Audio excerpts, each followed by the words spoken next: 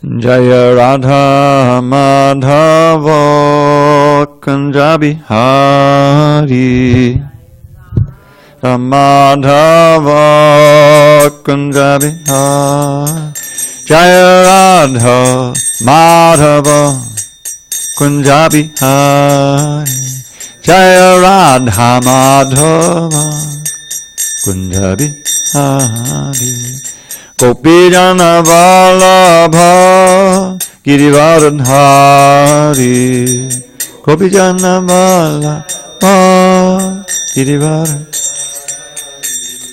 Gopijana Vallabha Girivaradhari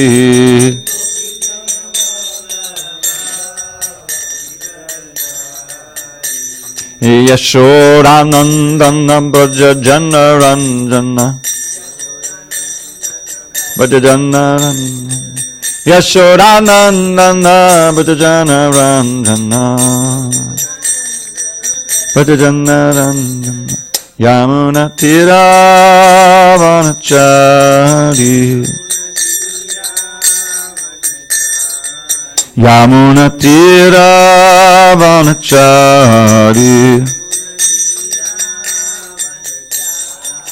Jaya Radha Madhava Kunja Bihari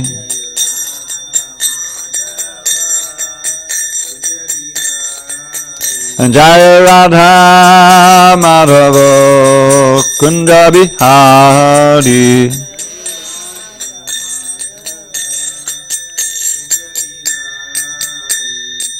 Jai Mr. Bad Paramahansa Parudikacharya Ashtotar the Sri Srimad Divine Grace Srila A.C. Bhakti Vedanta Swami Prabhupada Ki Jai ISKCON BBT Founder Acharya Srila Prabhupada Ki Jai Jai Om Vishnupad Paramahansa Parudikacharya Ashtotar the Sri Srimad Divine Grace Srila Bhakti Siddhanta Saraswati Thakur Ki Jai Ananda Koti Vaishnava Ki Jai Namacharya Srila Haridas Thakur Ki Jai Kantaraj Srimad Bhagavatam Ki Jai and Samaveta Bhaktivinoda Ki Jai.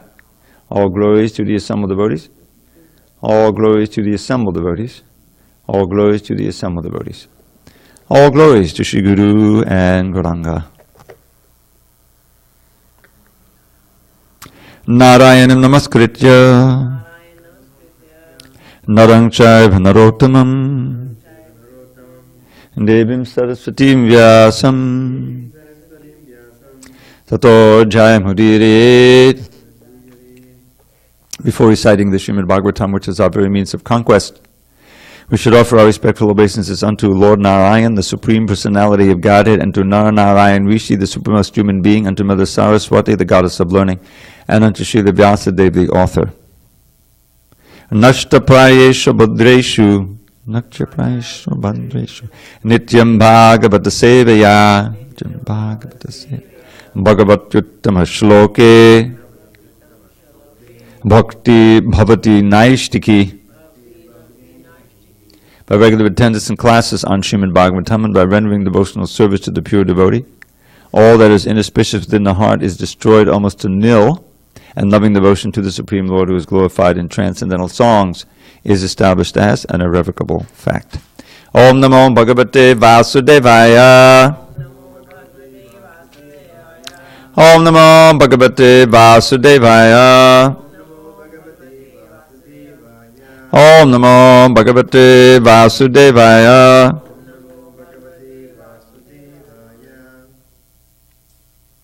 On this 23rd day of November 2018 in SanDiego, we're reading from Srimad Bhagavatam, translation and commentary by His Divine Grace A.C. Bhaktivedanta Swami Prabhupada. We are in Canto 4, the creation of the fourth order. Chapter 8, Dhruva Maharaj leaves home for the forest.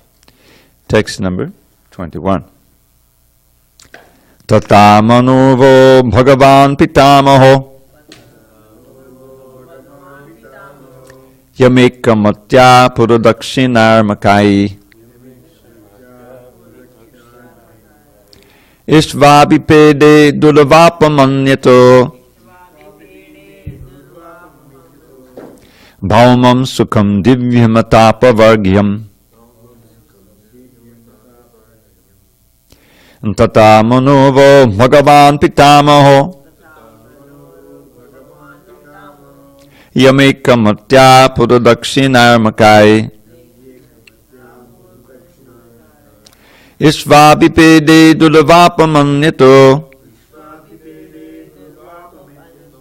Bhaumang Sukhang Divyhamatapa Vargyam Tata Manuvo Bhagavan Pitamaho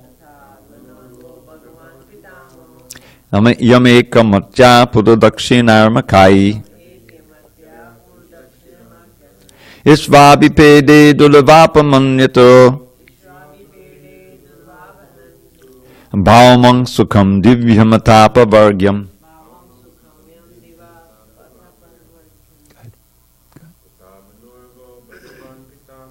Tata Manuvo Bhagavan Pitamaho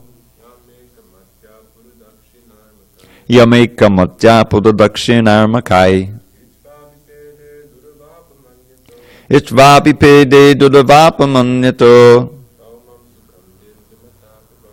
Bhaumam Sukham Divyhamatapa Vargyam. Go ahead.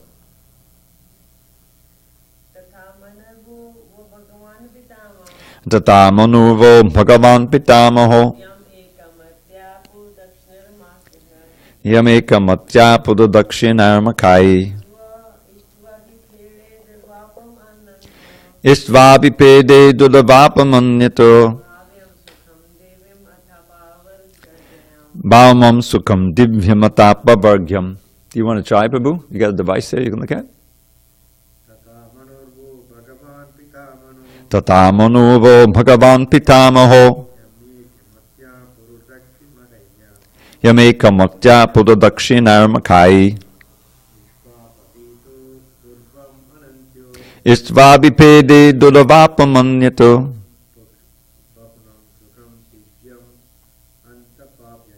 Bhaumam Sukham Divyhamatapa Vargyam. Word by word meanings. Tata, similarly. Manuhu, Svayam Bhuva Manu. Vaha, your. Bhagavan, worshipable. Pitamaha, grandfather. Yam, unto whom. Ekamatya, with unflinching devotion. Puru, great. Dakshinai, charitable. Makai, by executing sacrifices. Did I say charitable? I meant charity. Let's try it again. Dakshinai, charity. Makai, by executing sacrifices. Ishtva, worshipping. Abhipede, achieved. Dulavapam, difficult to achieve. Anyataha, by any other means. Bhaumam, material. Sukham, happiness. Divyam, celestial. Ata, thereafter. Apavargyam, liberation. Translation. Suniti informed her son, Dhruva, your grandfather Svayambhuva Manu executed great sacrifices with distribution of charity, and thereby, with unflinching faith and devotion, he worshipped and satisfied the Supreme Personality of Godhead. By acting in that way, he achieved the greatest success in material happiness, and afterwards achieved liberation, which is impossible to obtain by worshipping the demigods. Purport. The success of one's life is measured by one's material happiness in this life and liberation in the next. Such success can be achieved only by the grace of the Supreme Personality of Godhead.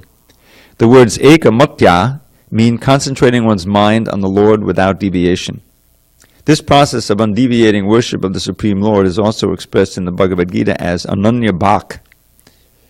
That which is impossible to obtain from any other source is also mentioned here. Other source refers to worship of the demigods. It is especially stressed here that the opulence of Manu was due to his undeviating faithfulness in the transcendental service of the Lord. One who diverts his mind to worshipping many demigods to obtain material happiness is considered bereft of intelligence.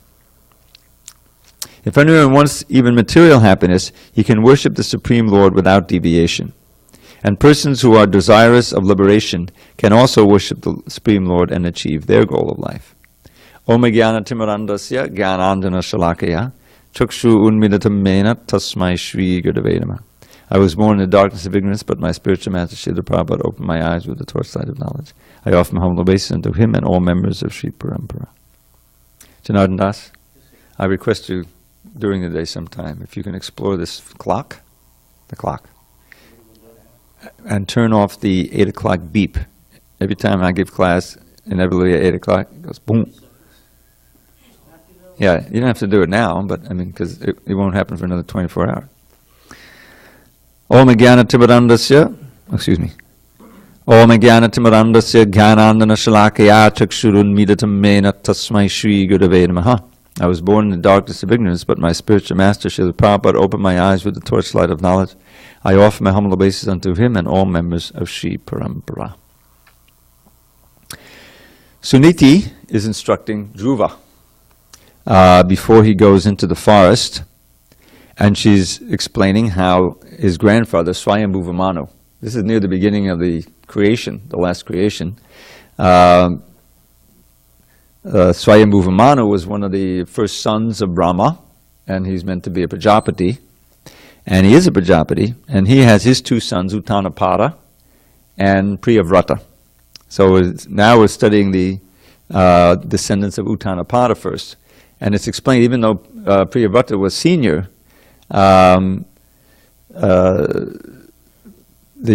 Maitreya wanted to glorify the Uttanapada and his sons first because Dhruva is there, even though he's second in line. So out of his ecstasy, he wants to get to the story right away. So what's happening here is Suniti is inspiring her son to whatever he wants, he should worship the Supreme Personality of Godhead, and that he will have both material and spiritual satisfaction by worshiping the Lord. The success of one's life is measured by one's material happiness in this life and liberation in the next. That's one way of measuring it. Ultimately, it's going back to God that counts, and that's why we have such wonderful examples, the 6 Goswamis and all the acharyas in our line who led very, very austere lives generally, and didn't really worry much about opulence in this life at all. In fact, we have from the song of the 6 Goswamis, Chakvaturna Mashesha Mandala Patishening Sadat Tuchavat, that when the very wealthy followers of Lord Chaitanya who became the 6 Goswamis, namely Rupa, Sanatana and Raghunath Das Goswami, as soon as they got in touch with Lord Chaitanya and he asked them to, Raghunath Das was just spontaneously took to the very intimate service of the Lord, and he was put in the charge of Srup Damodar, and he became the exemplar for renunciation. But Sanatana and Rupa were instructed to go to Vrindavan, give up their position in the kingdom, and go to Vrindavan, which they did, and they were extremely wealthy. Rupa Goswami had a whole boatload of gold when he liquidated everything, and he divided it up amongst his relatives, first the Brahmins and Vaishnavas, and 1/4 to the relatives and 1/4 for emergencies like that. So what does this verse say? It's okay. You can't. Chaktva turna mashesha mandala patishening sadatuchavat. Very instructive. So first it says turnam. They didn't hedge and say, well, maybe I should, postpone a little while. It's a gradual process. No. Turnam means immediately. Immediately they became very determined, just like Dhruva, to give everything up for the highest goal, because Dhruva was a material goal at first, but became Vishnu. Ashesha Mandalapati, endless circles of influence and wealth they were living in, because they were right and left-hand man of the king. Shreni Sadat Tuchavat, they gave it up immediately and totally as very insignificant. Why? What did they do? Bhutva, they became Dina Ganeshako Kudunaya. Out of their compassion for the fallen souls, us, Dina Ganeshako, they became the protectors of the wretched souls of the earth, which includes everybody who doesn't know Krishna. So, it seems like they just retired to Vrindavan, but writing those books provides the foundation for this whole movement. They're being compassionate on everyone on the planet by writing the Bhakti Rasamrita Sindhu and the Brihad Bhagavatamrita and all the other books that they wrote. That was one thing. And excavating the places of pilgrimage, place of pastime, Leela Stans in Vrindavan, and making those temples. They were extremely instrumental in the plan of Lord Chaitanya to spread Krishna consciousness to every town and village. So that's the success of their life. Now, on for ordinary persons who understand that we don't just live this one life, that there is such a thing as transmigration of the soul, the success will be that they're able to get liberation, and while in this world, they're able to live comfortably. So they can say. So that's what's mentioning here, because the orientation now in the pastime is Dhruva is fixed on a material goal. So Suniti is informing him that you can achieve that goal, just like Suruchi did. Suniti says, yes, Suruchi was right.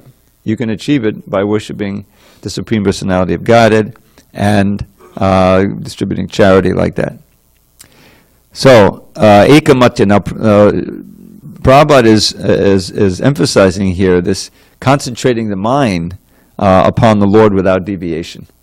This is a central part of Krishna's teaching in Bhagavad Gita. There's numerous verses where he talks about one-pointed ananya chetak satatam yomam smarani nityasatasam sulabhagavad. This is in the 8th chapter, is that I'm easily attainable for one who can fix his mind on me without deviation. And in the 9th chapter, he speaks at the end of the section where he describes how fruitless it is to worship the demigods. He says, because people want to get more things and enjoy higher happiness, so they worship the demigods at great effort, great austerities. But then even if they go to Indraloka, they eventually come down.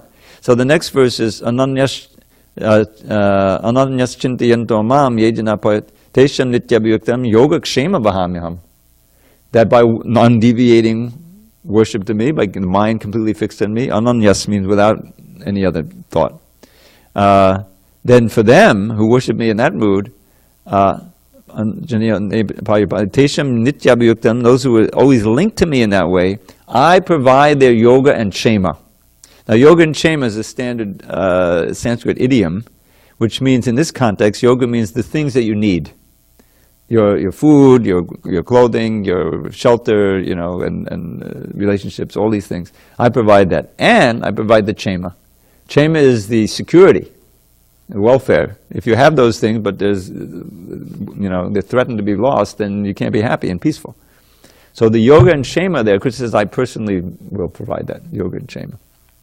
So your material needs will be met. You can be peacefully at mind to practice Krishna consciousness, bhakti, and keep your mind fixed on me. So that's this idea of undeviating consciousness.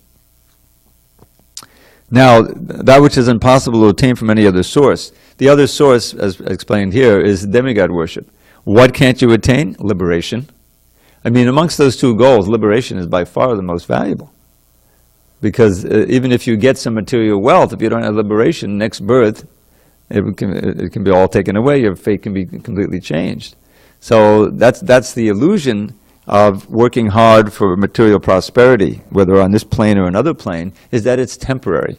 And that's why Prabhupada refers to this passage in the 7th chapter of Bhagavad Gita, where Krishna says, by contrast with those who surrender unto me, and those who have real knowledge. There's a verse, Bahunam Jamanamante Jnanabhamam Papadyate Vasudeva Sarvamiti Samahatma Sadurlabha. That those who approach me, amongst those, the ones who are in knowledge, who are really seeking real transcendental knowledge, they're the best. And after birth times, many births of cultivating knowledge, those who are actually wise, who have attained knowledge, they surrender to me, understanding that I, Vasudeva, am everything. On the other hand, those whose knowledge is stolen away by material desire, kaimais taistai rita jnana, papadyante anya devata, they surrender or worship other gods besides me, thinking that, well, I know if I worship Krishna, he's going to take everything away, so forget it. I'm going to worship Shiva or Indra. Foolishness. So they worship other gods because their real knowledge is stolen away by this material desire. So what happens to them? So with whatever faith they have, whatever God they want to worship, I make it strong.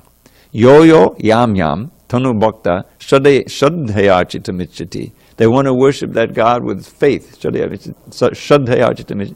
Tasita sachalam shraddham tame bhavadadhan. I, within their hearts, make that faith strong. Krishna makes all effort to send his representatives, to come himself, to leave his books. But if in spite of all that, someone wants to worship some nonsense, I mean, you may worship among the demigods in the Vedic culture. That's basically okay, because you're still. But you can worship anything. You worship some powerful president, some celebrity. You can worship money, mammon. That's in the Bible. This happens all the time. So if you want to do it, then Krishna will make your faith strong. You'll have faith in something that doesn't even exist. And then you worship with all your mind, you give money, and you fix your mind and ardently worshiping and praying. And maybe something will come, maybe it won't. But whatever it comes that you take to be a result of that worship, it's actually coming from me. So then Krishna says, Andavatu palam tesham tadavotyapamadesham. These worshippers of other gods are not very smart. Alpamadesham. And then he gives the principle that he repeats in the 9th chapter. Devan devejo yanti mudbhakta yanti mamapi. If you worship the demigods, you go to demigods, meaning to a temporary situation, and you worship me, you come to me. So whatever you worship meaning on the broadest sense, you focus your mind on it, and you try to get something out of it, you have faith. You can worship a college degree and spend, years, of money and effort in getting that college degree. And if there's no Krishna consciousness involved in there, it's a complete waste of time. It's just more entanglement in the material energy. So what to worship, where to focus your mind, where to focus your energy in life, that's a basic teaching that Prabhupada was hammering away all the time he was with us. Because we don't know anything. In one sense, the West was a fertile ground because we didn't know anything. In India, he couldn't get any traction because they think they know everything. Krishna, I know Krishna. I'll give you a 2 rupee donation, no problem. But don't expect me to, dedicate my life or give my son. Prabhupada would meet so many people. He said, look, you have so many sons. Just give me one son, I'll train him in Krishna consciousness. No way. Couldn't get any followers in India, basically. So he said, let me shoot the rhinoceros, and let me go to America. And there he found a very fertile ground, because he found people who didn't know anything about Krishna. So amongst them, many of them were disinterested, they were too involved. But there was a certain cohort that was searching, they dropped acid. The LSD was very important. I didn't take it, but I know, something about it. And what it did was, it changed your whole view of reality in yourself. It shook you up. You didn't really know, anymore. Very curious and intriguing. This other level of consciousness, intimations of God, whatever, It's all a mix. But the point is, it created interest in exotic Indian spiritual stuff, And there was a whole lot of nonsense going on. But within that, the Prabhupada was there, and he found, Krishna sent some sincere souls, and that was the seed. I mean, those who are ready to dedicate their lives, even for just some years, to this process of Krishna consciousness. And it all made sense and was real because of the chanting. Because as soon as you focus your mind on the chanting and you get a little absorbed, immediately you feel the potency of Krishna. That's the point. And that's still going on. This movement is completely, the engine for this is totally the chanting. The more, kirtan, and of course the japa. As soon as that becomes weak, everything becomes weak. It doesn't matter how many buildings you have, how much money you have, or how many books you have. That's got to be the sustaining force day after day after day. And that's why people come. They come to the lounge. You probably had a nice lounge last night. People came. They come for the chanting and the prasad and good company. There are different mentalities, but that's what's going on. So we don't have to, one of the basic principles of our line is don't worship anyone else but Krishna. That's a lack of faith. That's the second offense. To think that the names of the demigods are equal to or independent of the holy name of Vishnu. Now think of what kind of mentality that means. It means that, okay, I'll chant Hare Krishna. I know it's good because it'll give liberation, and it's fun. But, gee, I don't want to neglect my business. I better worship Ganesh, And as far as the prosperity, maybe I should worship Kali a little bit, or whatever. I don't know what the mentality, But that's the second offense. As if these gods were not completely part and parcel and dependent on Krishna. Everyone, he says, they actually come from me. If you worship the gods, you're worshiping me indirectly, avidi purvakam, not in the proper way. So that's one point in this. Now that's what Dhruva has. See, Dhruva, his very name means determined. Dhruva means fixed. And this is Satya Yuga, and the process that Narada Muni is going to give him is unheard of. It's just like, who can imagine? But the central part of it, chanting the holy name, Om Namo Bhagavate Vasudevaya, worshipping the Lord in the heart. He's even doing a little rudimentary deity worship on the banks of a river there with some mud, and you can do that. Make a little figure and worship. So he's got all the elements of bhakti, along with like incredible austerities. And when the austerities are actually dovetailed in the process of focusing the mind on Krishna or Vishnu, then it becomes very quick. That's why it only took him 6 months.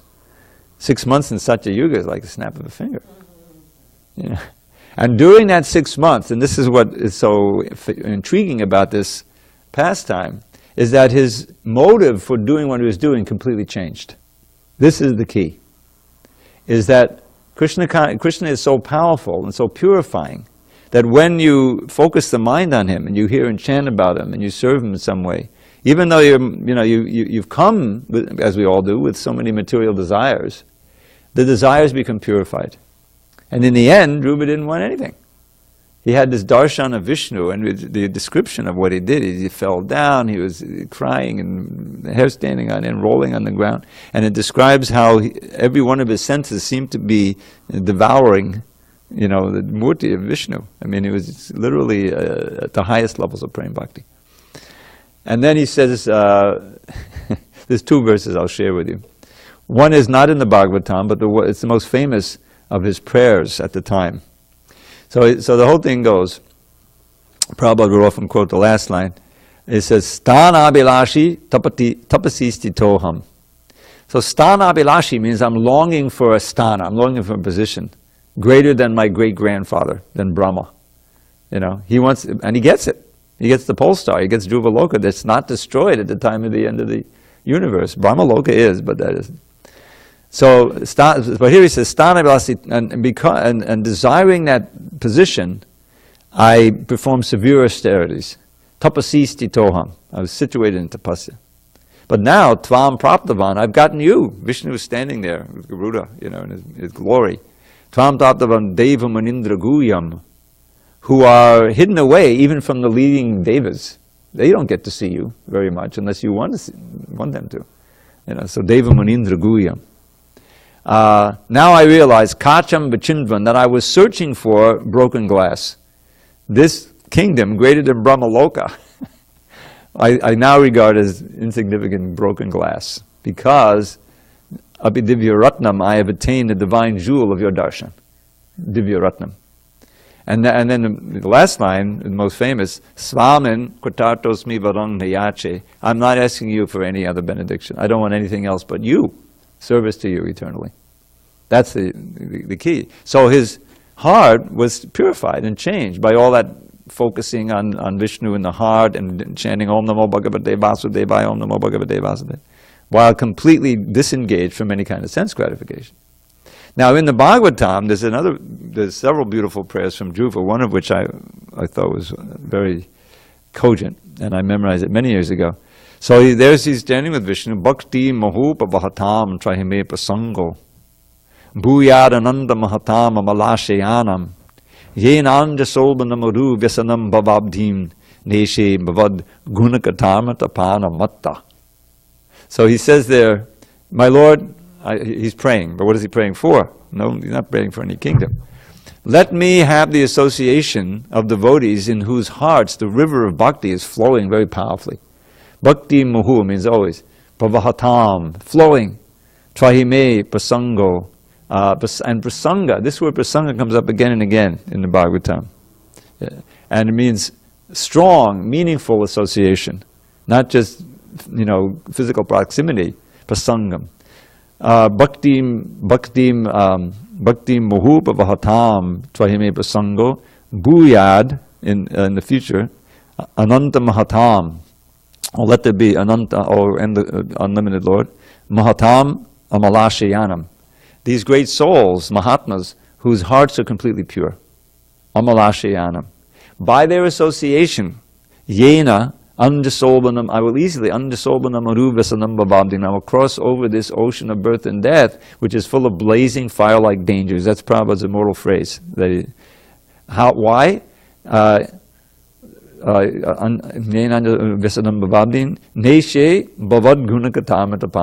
Because I'm becoming mad to drink the intoxicating nectar of talks about you, and that's where I'll find it.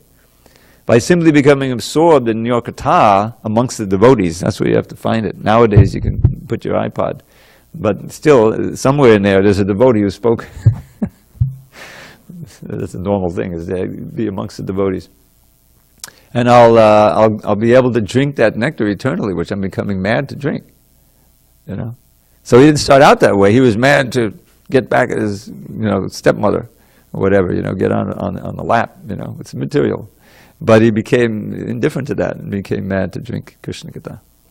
So that culture of taste, this is a basic theme of Bhagavatam. It begins in the second chapter of the first canto, where he goes through Dharma, Artha, Kama, Moksha, and Sutta Goswami is answering the question of the sages, what is that Dharma by which the soul can be completely satisfied? And right away, even if you can't get even into the third chapter of the first canto, you can get a full lesson in bhakti just by, it's written for the Kali Yugites whose attention is here and there, the ADHD crowd. So he's saying, Sabai sang paro dharmo, yato bhakti hokshaje. That dharma, even if you just get through the first half of the verse, in the 6th verse of the second chapter, you'll be okay if you believe it. So he says, that dharma which engenders pure bhakti to Adhokshaja, the Lord who's beyond the range of material senses and mind. But that bhakti, to really satisfy yourself, you have to have no material desire, a haituki, and it has to be uninterrupted, apradiyata. That's the rub, to keep it steady, and for that we need a process, we need a guru, we need a discipline, we need association, and we need temples, and we need everything. So he goes on and he explains, and then it gets to the point where he's saying the Varnashram. If you're in Varnashram, that's okay. But here's the real key of Varnashram. Atak Pumbi Dvija Shrestha Varnashrama Vibhagasa Swanasiddhasya Dharmasya Sanksiddhi Haritoshanam. That all the Varnas and all the ashrams are successful only and if they are geared toward satisfying the Lord. Haritoshanam. Then Varnashram works. Otherwise, how are the Sudras going to be happy being on the bottom of the ring? If they're not chanting Hare Krishna, if they're not getting festivals and prasadam and Hare Krishna, they won't be happy. There'll be a rebellion, and that's what we've had, with that. So therefore he says, tasmad. Okay, you get to a therefore verse, and this is an important verse. Tasmad ekena manasa. Bhagavan Satvatam Tati Shota Vyaktabhyasya Jyayak Pujas Chanityada. Therefore, with one point in mind, that's what Prabhupada mentions here. The mind fixed like Dhruva. Ekena manasa, one has to hear about, meditate on, and worship Bhagavan. Bhagavan Satvatam Pati, who's the protector of all of the devotees. Here, Shota Vyak, kirtan and chant, Smarta, Dhyeya, meditate, pujas, and Nityada, always. But why would I do that if I have no attraction to hearing about him? So therefore, one has to get attraction for hearing. But by that process, one will get the sword of remembrance. Yadanur yasina yukta karma grunti nabandhanam chintanti govedasas ko nakoya katarati. With that sort of remembrance, you can cut all the knots in the heart, get liberation. Karma grunti nabandhanam chintanti. Who is that intelligent person who would not be attracted? So, you have to be attracted to hear the katha in order to sharpen that sword of remembrance. And that sword of remembrance is what helps you get out of this material world and attraction to Krishna. So the key there, the next verse, Shushu Sho Shadadhana Vasudeva Kataruchi. Syan Mahatsevaya Vipra Punyatirtha Nishevana. That attraction for Krishna Katha is generated by serving the pure devotee. That's what it says. Vasudeva Kataruchi Syan, it comes into being. Syan Mahat Sevaya, by serving the Mahatmas. Punyatirtha Nishevana, who are veritable walking places of pilgrimage. And then we hear the results of that hearing and chanting, which is our basic process. Everything else we do has to be accompanied by hearing and chanting. You know, you can be washing the pots, cleaning the floor, going on a Sankirtan, worshiping the deities, but there should be some mantras going on. You know, Hare Krishna mantra, so many mantras to chant on the altar. You know, keep your mind in focus. So then he proceeds to describe how Krishna within the heart, when he understands you're hearing about him from the right source with the right attitude, then he cleanses away all the abhadras. Then comes the verse I chant before every class, Nashta Prayeshu Abhadreshu, Nityam Bhagavata Sevaya, by regular service to the book Bhagavat and the person Bhagavat. These abhadras are almost all destroyed. And the most important service we perform for the book Bhagavat is hearing it and repeating it and studying. And for the person Bhagavat is also hearing. So that's how these abhadras get destroyed. And one becomes fixed in goodness. And then you're relieved of all of these impulses from the lower modes. Tada radastamo bhava kama lobhadayasche cheta enabhanam stitam sattve prasidati. The lust and greed and all of these things that is a concomitant of mode of passion, mode of ignorance, you're not suffering those anymore. You're fixed in goodness. And in that state, you keep practicing. Evam pasanna manaso bhagavad bhakti yogadaha bhagavad tattva vijnana mukta sangha sajayate. The mind automatically becomes joyful all the time because we're part and parcel of Krishna, who is anandamayo bhyasat, who is by nature blissful. And the more we realize our divine nature in relation to him through bhakti, we also become naturally joyful. Pasanna manaso bhagavad bhakti yoga. And one gets realized knowledge, meaning you begin to perceive Krishna within and without, you know, everywhere. And you're in a liberated state, mukta sangha sajayate. And then the last verse, and listen to this translation because you won't read it in the books yet. Vidyate vidya grantis chidyante sarva sankshaya chiyante chasya karmani drishta evatmani shure. So in that state, with the progressive realization, all of one's knots in the heart are cut. Vidyate vidya grantis. Chidyate, all the doubts are cut, are destroyed. No doubt. You're completely sure this is the path. And when one sees oneself and one's master in the heart, then all the karma is completely eradicated. One sees oneself and one's master. In other words, one sees Krishna in the heart and you know his own Swarup Siddhi. You are fixed in your internal service to Krishna. And it all comes from hearing and chanting. So, any questions or comments? Yes, Prabhu. Okay, go ahead. Okay, go ahead.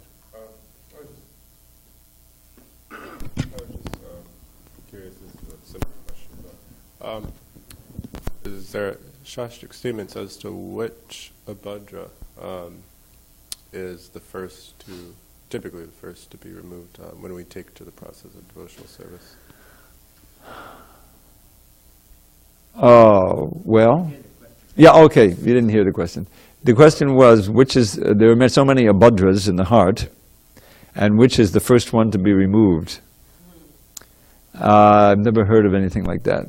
I think they're all kind of getting removed at the same time, reducing. Well, sometimes you see that, like, somebody will have a strong lust. Yeah, me too. Yeah. I was just asking because sometimes you'll see that somebody has a much stronger lust than greed or something like that. But I was just curious if it was You know, nothing comes to mind right away. It's I mean, someone may have. It's working. Okay. You know, there are so many ways in which one can be wrapped up in this material world. I mean, in my experience, I saw devotees come to Krishna consciousness with strong drug habits, and you know, for many people, that's not a problem. They're not addicted to anything. They're not even cigarettes, you know. But for some people, that's a big problem, and they'll find, you know, you'll find that it may take some time for that. But if they're really serious and they stay in the association, because the process is powerful, the chanting. But if you're isolated, it's practically impossible. At a certain point, you'll yield to that. So, because of the nature of the way Prabhupada set up Krishna consciousness movement, and you really can't stay in the temple, certainly, or even do much associating if you're stuck in those 4 pillars of sin. You know, if you're a confirmed meat eater and you don't want to give it up, you're not going to spend much time at the Hare Krishna temple, because you know they're going to come at you with that vegetarian food and they're probably going to talk to you about, you know. But if you're serious and you're a meat eater, you'll become a vegetarian on the first day. You know, because you've got all the nice prasadam. This is a big part of the preaching, because it's right there in the Bhagavatam, Nivritta Tarsha Upagiyamana, that those who are pure in heart can really relish, you know, the glorification of the Lord, Nivritta Tarsha Upagiyamana, and then especially when they're spoken by pure devotees. And that's the medicine, you know, Babaushada Chotamano, which is very delightful for the ear and the heart. Who would not be interested? You know, the meat eaters. You know, those who are confirmed meat eaters. So that's often the first thing that goes, is that you become a vegetarian, you know, or a prasadamarian at least, you know. And before long, you know, you realize, well, I'm totally free of that. I used to, you know, really hanker for this and that kind of meat, and now it's gone. So that, you know, the way the psychology works, well, that was gone. Maybe these other things can also go. You know, my strong desire for this drug or this thing, you know, like that. Often the last to go, really, is sex desire. That stays with you. But it can be kept under control by the process of devotional service. You know, that's kind of intrinsic to just being in this material world. So oftentimes it'll take some time, but it's possible. Any other comment, question? You had a Prabhu? Yeah, bring it. No, but that's for the audience in the internet. There's an audience out there. First of all, apologize if my question hurt any Vaishnavas. Oh. My question is, you mentioned that demigod worship to be stopped and no need to worship anything. But at the same time, if you read Bhagavatam, Shiva has been quoted such a great Vaishnavas, and even Madhvacharya is nothing but another demigod. That is the disciplic succession we are coming from. What about Madhvacharya? He said Vayu incarnated as Madhvacharya, and from there ISKCON has been divided and built up. Yeah. Even many of the demigods, they are become very famous and wonderful devotees of Krishna. You can respect them as demigods. Respect them. Yeah. And we follow Lord Shiva. We're going to read the song of Lord Shiva. There are going to be many verses. As a Vaishnava, but we're not worshipping Shiva for some material benefit. What my humble request, maybe I may be wrong. Of course, once we worship for Krishna, that is ultimate goal for the soul. For the material benefits, even I did sometime for temple fundraising. I worship Ganesha to run the Radhayatra. We need some money, so around $5,000 shortage. I worship Ganesh. If the motive is for devotional service, then it's okay. I mean, even in the Nectar of Devotion, it says to remove the obstacles. Although Prabhupada didn't introduce this, but worship Ganesh to remove the obstacles for devotion. That's okay. It's not essential, but it's okay as long as it's in the context of devotional service. I mean, we used to sing on how does it go? Hare Krishna, Hare Krishna. No, Chaturmukhe Brahma bole, Krishna Krishna, Hare Hare, Panchamukhe Shiva bole, Rama Rama, Hare Hare.